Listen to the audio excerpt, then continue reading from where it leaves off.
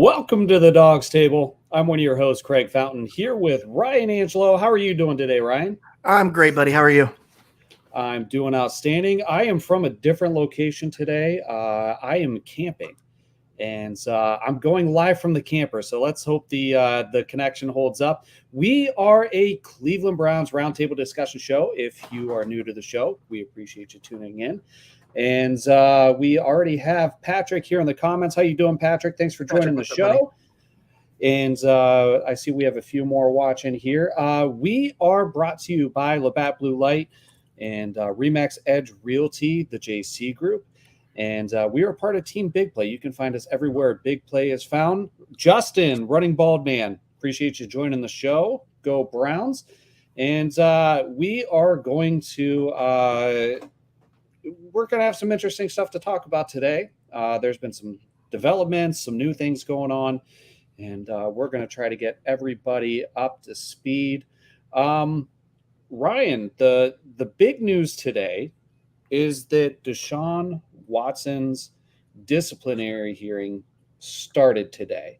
And we were talking before the show, and you had a couple things you mentioned to me, and you mentioned an Ian Rappaport tweet that doesn't look too promising in certain ways. Yeah, so Ian just had a tweet that came out not long ago here, right before the show started, that stated that they wrapped up for the day. There's going to be probably another day or two of discussion back and forth. Both sides are going to plead their case. He added that there'll be a brief from both sides that will be submitted to Judge Robinson. And then he said it's likely that we won't hear anything for another couple of weeks. I don't know how clued in he is on that process, but it was a little disappointing. I was kind of throwing a hissy fit in my head because I'm like, man, she's been doing this for such a long time now. I'm surprised that this is going to take another couple of weeks, especially after they've, come to the end of the process. But that was the big news. A few other tweets that came out regarding the process. Nothing definitive or concrete yet, but I did think that was an interesting one for me. Yeah, super interesting too. What this is doing too, as the media follows this case, and you can, the local media is following it, the regional media, the national media. You see some differences between the way the national media is handling the case and the local media. With that being said, a lot of details are starting to surface about things that we didn't even really know about the process. Certain ideas about how these things work. Let's see, what do we got here? Justin says, on the plus side, if he gets a year, it frees up cap space to get wide receivers or other needs, so we are loaded next year. So there's a threshold, right? And one of the things, Justin, is I think it's 10 or 12 games. If he is out for 10 or 12 games or more, what's up, Craig? How you doing? If Watson is out for 10 or 12 games or more, this year doesn't count towards his contract. It adds a year onto the contract, and it'll be like this year basically starts next year, right? So like it's like a year delay on his contract going into effect. But it's crazy because there was leaks, right, Ryan, that the NFL was looking to suspend Watson indefinitely with a minimum of a 1-year suspension. And then there were allegations or reports that says, hey, Deshaun Watson and the NFLPA are asking for 0 games, 0 time. And settlement talks fell apart. And the people are reporting that, hey, the NFL is throwing out these scary ideas to try to get a last-minute settlement done before the rest of the process moves forward and starts going through. I think we talked about this last week, but in the event of a settlement, like some people are like, well, why would the NFL allow Deshaun Watson to negotiate his suspension? Well, if they arrive in an agreement that both parties can agree to, and it's good for both sides, Deshaun Watson waives his right to appeal, and the process is over. It is what it is. As Ryan alluded to earlier, this is going to be a pretty long, drawn-out process. Could be up to 2 weeks, which is crazy. Yeah, that's if we don't get some type of resolution before that. Obviously, if they could still settle. Something could happen, and the two sides could meet and say, hey, we're going to work this out or whatnot. But another thing that I did see that was interesting, and talking about the leaks and such that we talked about in the last show, I did see another tweet right before we came on the air that came from another beat reporter. I can't remember who it was, but he did say that the NFL, in addition to trying to get this done as quick as possible, they're trying to avoid any type of appeal process from Deshaun. So they're likely to agree to whatever suspension Judge Robinson puts out, i.e., a 6 to 8 game suspension or an 8 to 10 game suspension, because they're tired of essentially this situation, which makes sense. I was kind of going back and forth on Twitter earlier with somebody who kind of had that sentiment. To me, it's kind of outside the norm for the NFL because I don't think they do anything rational. But it's possible they still could feel like they're the other Watson and his team have put in a good case, and they could still settle or still offer him something that he feels sufficient. But don't underestimate the fact that the NFL Players Association lawyer Kessler is there on Watson's side. That guy is an absolute savage. The NFL is absolutely scared of him. And there was a lot of leaks that came out after he was added to Watson's defense team. So I don't see that as a coincidence. The guy he's very good at what he does, and he's represented some players in the league and got him off of some stuff. So I still say 6 to 8 games, maybe 10 games at the most, but I still think in between 6 and 10 games is where we're going to end up. But we'll see. Yeah, French here. You may recognize French from our live show at the Brick House during the NFL draft. He is co-host of the Gingers Talk Football podcast. He says the Browns want a finite 17-game suspension. An indefinite suspension with a 1-year minimum is not on their side. If that happens and follows through, he would have to apply to get reinstated. In my opinion, he might not get back in. That is something with an indefinite suspension, is you would have to apply for reinstatement.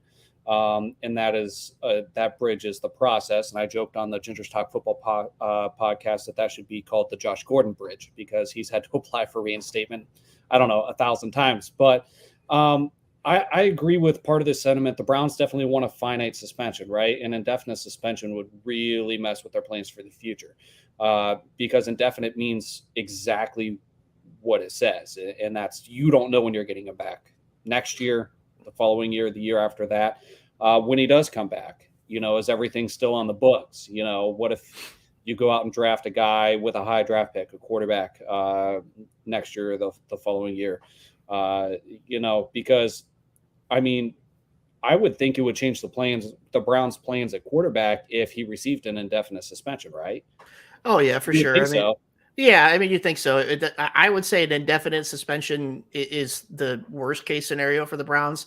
I don't think they went into this thinking that was even a possibility. So I'm still confident that the Browns knew what they were getting into when they went out and got this guy.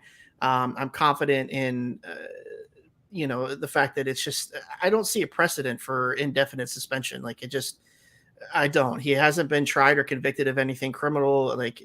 There's a lot of moral aspect to this that I understand people have a problem with, regarding the things that he's been alleged of doing. But I just don't see it. I really don't see it. I think it was all posturing. I think that was just the negotiations being played through the media. So we'll see in the long run, but indefinite, it's not up the alley for me. You're absolutely right, Justin. They did trade all their high draft picks for him. That's another factor. Yes, too. They did. But Craig Foster says, in my opinion, owners should be held more accountable, hinting at Kraft, Snyder, Jones. Agreed. And the owner should be held to a higher standard than the players. With that being said, that's less of a defense of Watson and more of a criticism of the way the NFL has handled past situations. I don't think the two have to be mutually exclusive, but I don't think that there's some sort of precedent set to where the NFL is going to be like, well, we didn't do anything to Kraft, so we can't do anything to Deshaun. I don't think that's going to happen. With that being said, these situations with the owners could impact the integrity of the disciplinary hearings, in my opinion. And it's been brought to the media's attention. Mike Florio. Ryan, I know you're not a huge fan of Pro Football Talk, but Mike Florio, he is in the know. And what he has that most people don't is he's a lawyer, right? Like, he was a lawyer before he got in the media. And he really digs into the CBA stuff, all right? He actually published something that actually made some sense to me. And basically, he asked the question, how independent is the disciplinary officer? And that's retired Judge Sue Robinson, right?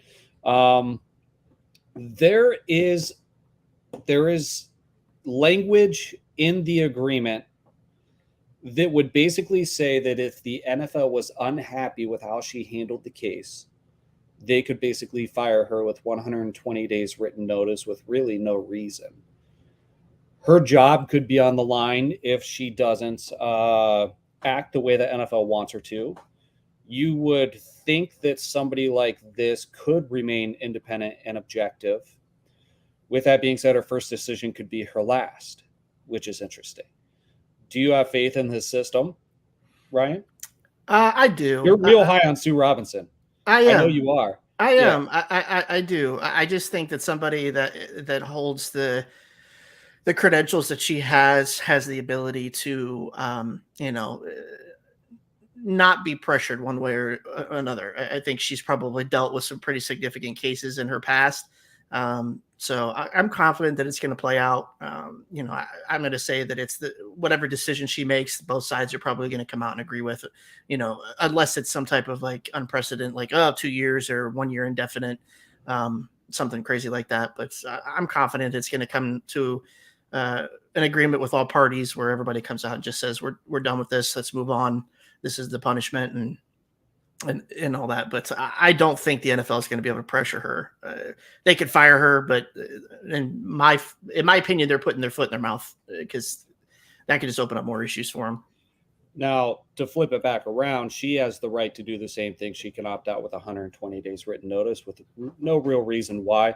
What's interesting, though, is it was also brought up, when digging into that she could say, listen, I get it. Like, the owners are supposed to be held to a higher standard, but this is about the CBA. This is between the players and the NFL. The owners aren't part of this, which could be another factor in her decision-making, which could support both harsher punishment for Watson or less punishment. I mean, you could really use that to decide whichever way you wanted to.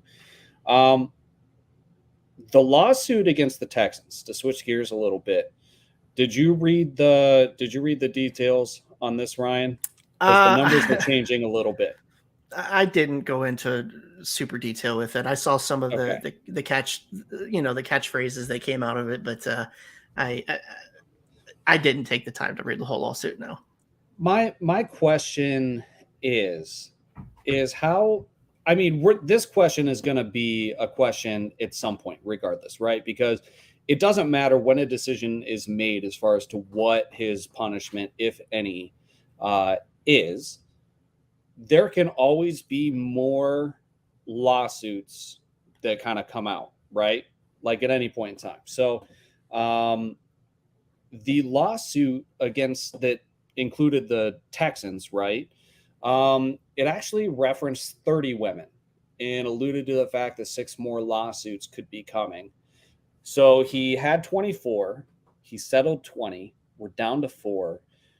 If 6 more were to come out, we'd be at 10. Are you surprised that do you think they're jumping the gun with the punishment with that in mind? Do you think that they should wait and see, or, am I on the right track where it's like, well, how can you wait and see? Because these things can come up at any time. Yeah, I don't see how you can wait and see. I mean, the situation's been what it is. And from what I understand, the reading the tea leaves, the NFL is only bringing the 5 original cases to the disciplinary board.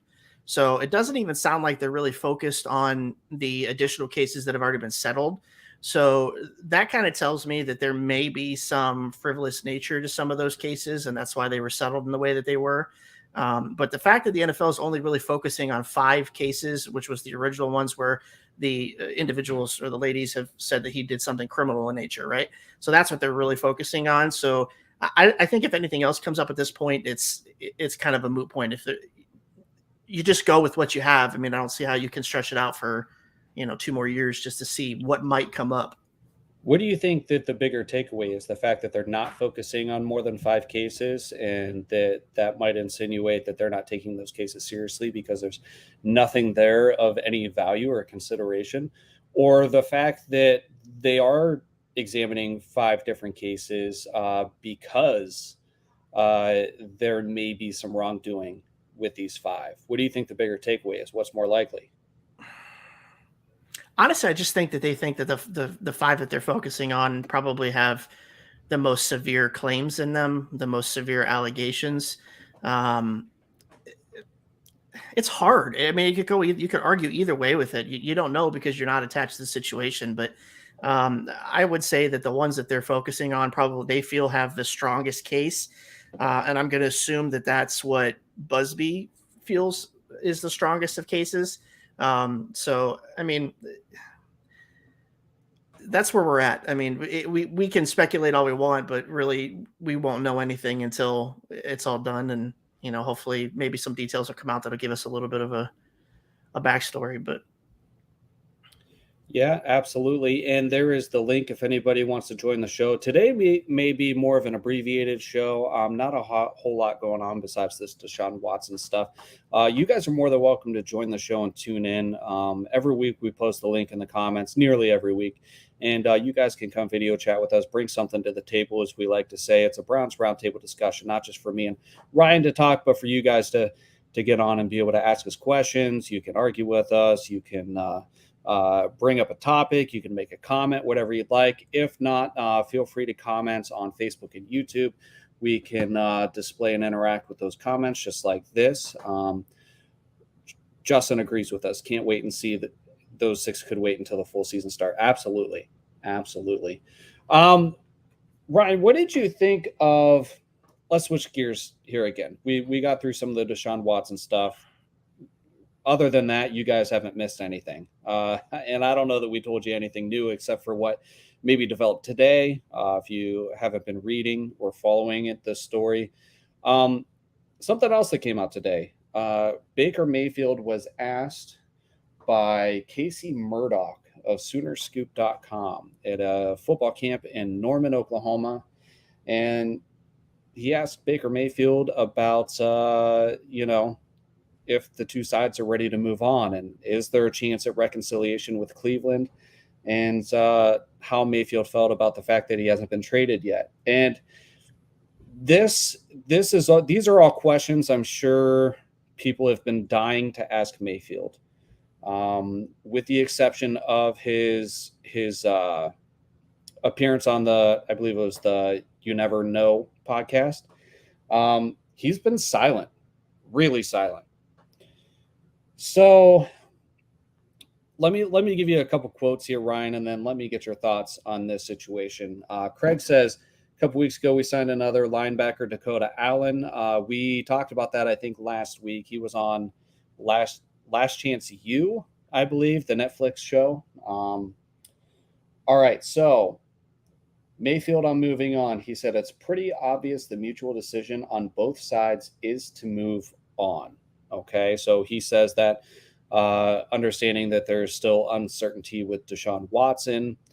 And then as far as reconciliation goes, he told Casey Murdoch of Soonerscoop.com, no, I think for that to happen, there would have to be some reaching out, but we're ready to move on, I think, on both sides. Now, there's a couple things you can take away from this quote if you really want to dissect it. He leads with no, there's not a chance for reconciliation. But then he says, I think for that to happen, there would have to be some reaching out, implying, if the Browns want to talk, they can call me. They can reach out. But we're ready to move on. Again, he says they're ready to move on. And then it says, I think, on both sides. So, all right. Third quote, Mayfield on not having been traded yet. He got frustrated with it not happening before minicamp and all those things. That is a whole lot of nothing said right there. Pointing out the obvious. Ryan, what are your thoughts on this conversation today with Baker Mayfield, and what are your takeaways? Well, I mean, you kind of said it before the show. Everybody wants Baker Mayfield to be a little bit more mature. So he gave a mature answer, right? Didn't give you a lot to go off of. He is not coming back. There's not going to be some type of reconciliation between him and the Browns. But I think he's just trying to keep from being overanalyzed at this point. Probably has received some counseling from those in his inner circle as far as what to say in the media and what not to say. He's still Baker Mayfield. He's still going to say what he wants to say, but I think it was just more of a mature response, one of those fluff responses that you would get from, the CEO of a company or the guy that, is the head of your team. But it's interesting. He left the door open. Like I said, I don't see it happening. I think there's a 0.0.0.0 chance that it's going to happen. But his answer was definitely interesting for sure. Yeah, I would tend to agree and say like the likelihood of something happening to where they reconcile is less than 1%. You can never say zero, but let's see what Sure Chris you can. can. Chris, thanks for joining the show.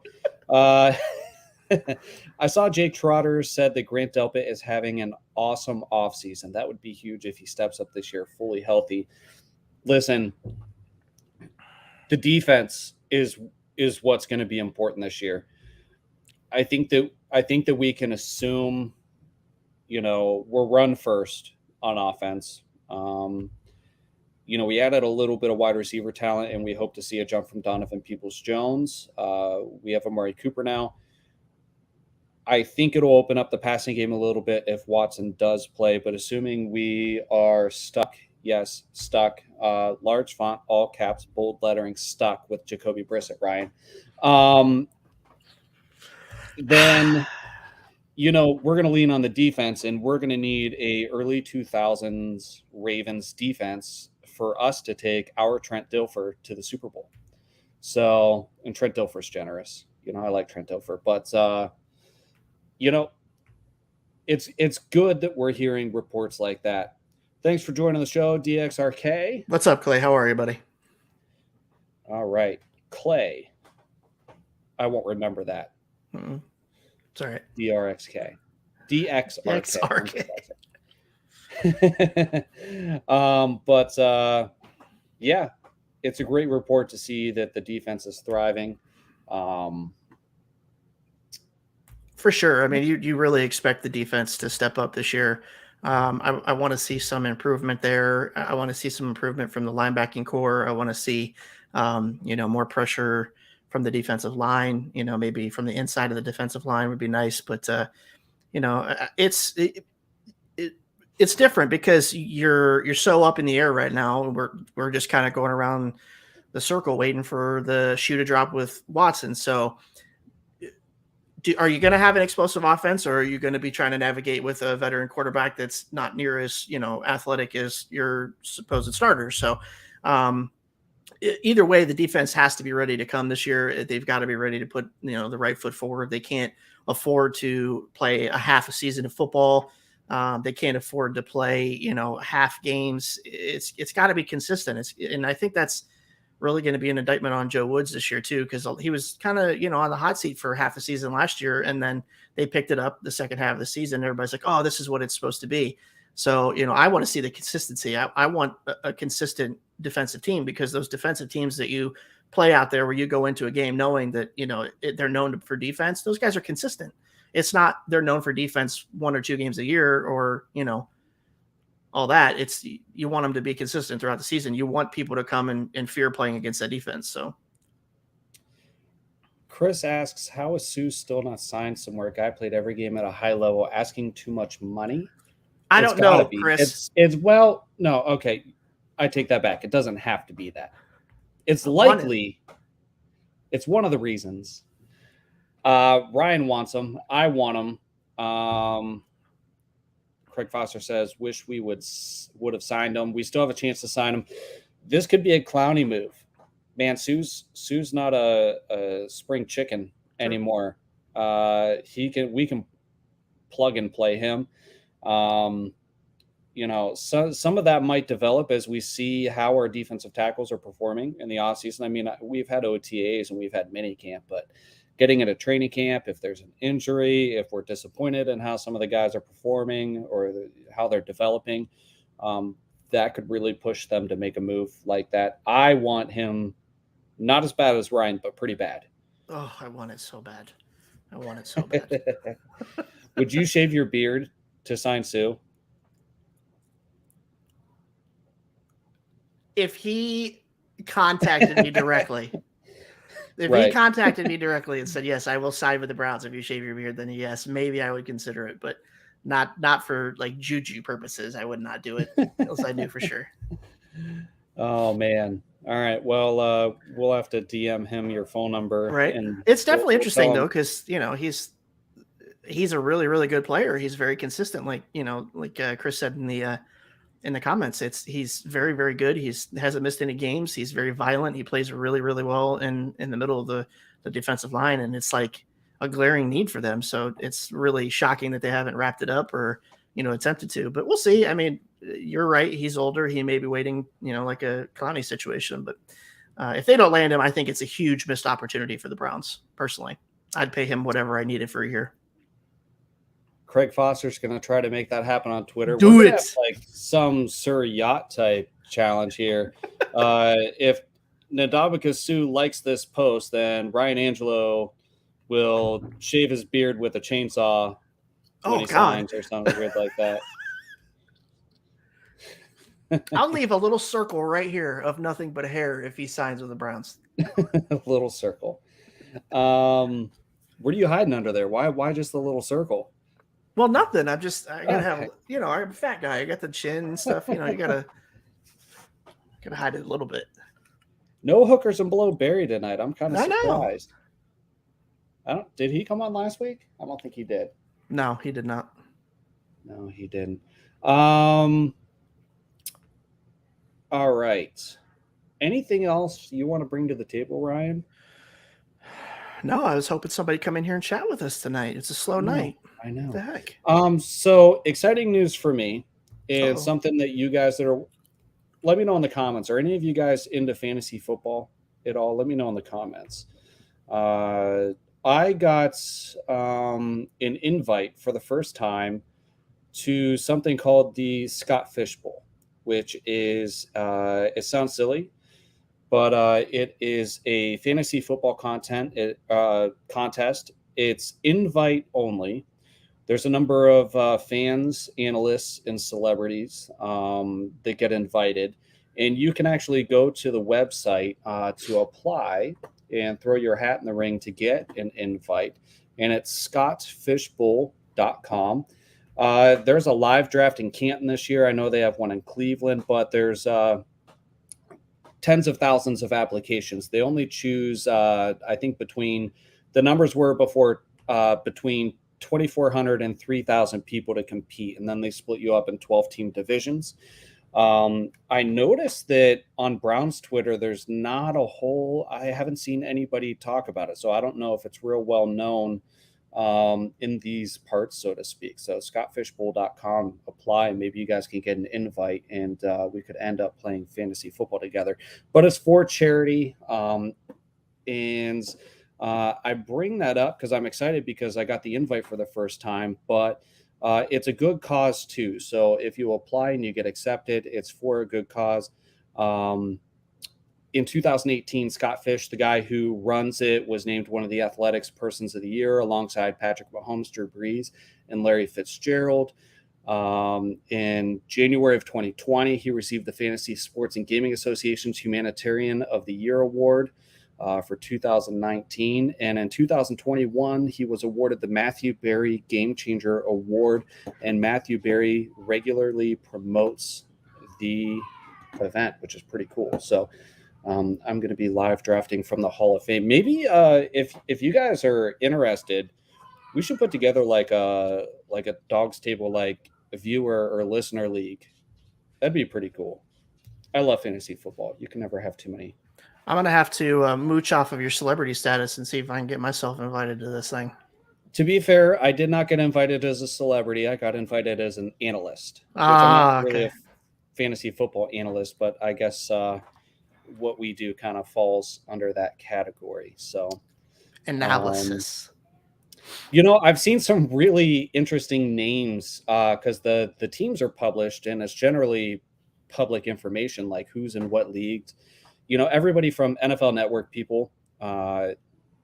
I remember last year, there was like Mina Kimes and, all these recognizable people. There's pro baseball players, pro football players, basketball players, former pro football players, all the talking heads and personalities. But it's only 80% filled. So even though they have tens of thousands of applications or whatever, there's still plenty of chance for people to get in. So, yeah, you guys should. Well, congratulations to you, Mr. Big Shot. Thank you. I appreciate it. I wasn't saying that to point out that I was a big shot. I just want to let people know that there is a pretty cool fantasy football program out there, and it'd be cool if we could get some more Browns Twitter people in there, or Browns Facebookers. I need to be more inclusive, Ryan. I keep forgetting that some people are just on Facebook. Chris Span. All right. I don't really have anything else, Ryan. I guess if nobody wants to come on and chat, or you don't have anything else to bring to the table, we might shut this one down early. I think that's where we're at, sir. All right. Well, I appreciate you guys tuning in and chatting with us. This is the Dawgs Table. We're a Cleveland Browns Roundtable discussion show brought to you by Labatt Blue Light and Remax Edge Realty, the JC Group. We are part of Team Big Play. And catch us every Tuesday at 8 p.m. Everywhere Big Play is found, and on our Twitter, Facebook, and YouTube. That's all we got for today. Until next time, go Browns. Go Browns.